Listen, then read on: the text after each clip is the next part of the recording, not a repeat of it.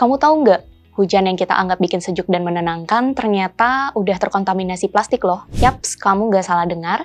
Riset terbaru Badan Riset dan Inovasi Nasional telah membuktikan adanya partikel mikroplastik di setiap sampel air hujan Jakarta. Pertanyaannya, gimana dong cara kita survive menghadapi situasi ini? Sini kita kupas bareng. Pertama, perlu kita pahami kalau air hujan di Jakarta mengandung mikroplastik karena tingginya produksi limbah plastik dari aktivitas manusia di perkotaan. Ini juga diperparah karena pengelolaan sampah masih dominan dilakukan terbuka, bahkan praktik pembakaran sampah masih menjadi hal lumrah. Akibat pengelolaan sampah kita masih jauh dari ideal, sebagian plastik terurai melalui pembakaran atau paparan sinar matahari langsung yang akhirnya terbang ke udara dan turun lagi bersama hujan. Terus, apa dampaknya bagi kita? Gini, aku kasih contoh.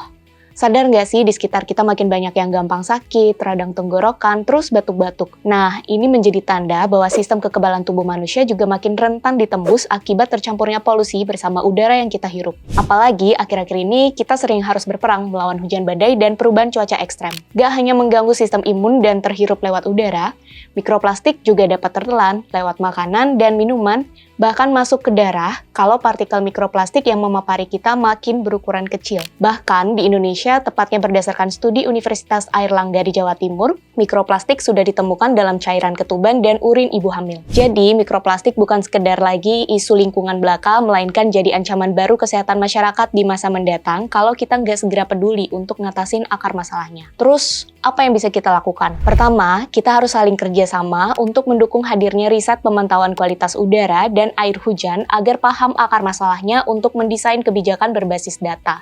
Kedua, benahi sistem pengelolaan limbah plastik dari hulu yang berbasis sumber.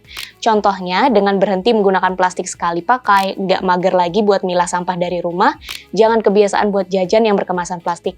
Yuk belajar kita biasakan bawa tas belanja, tumbler minuman, bahkan wadah kemasan untuk makanan yang masih dibungkus plastik atau styrofoam. Terakhir, edukasi publik harus dimaksimalkan.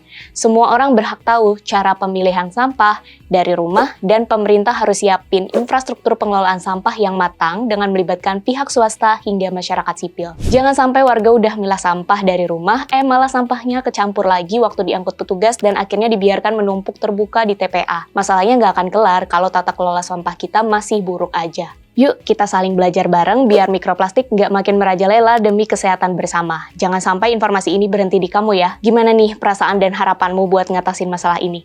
Share pendapatmu di kolom komentar ya. Sekarang giliranmu bersuara.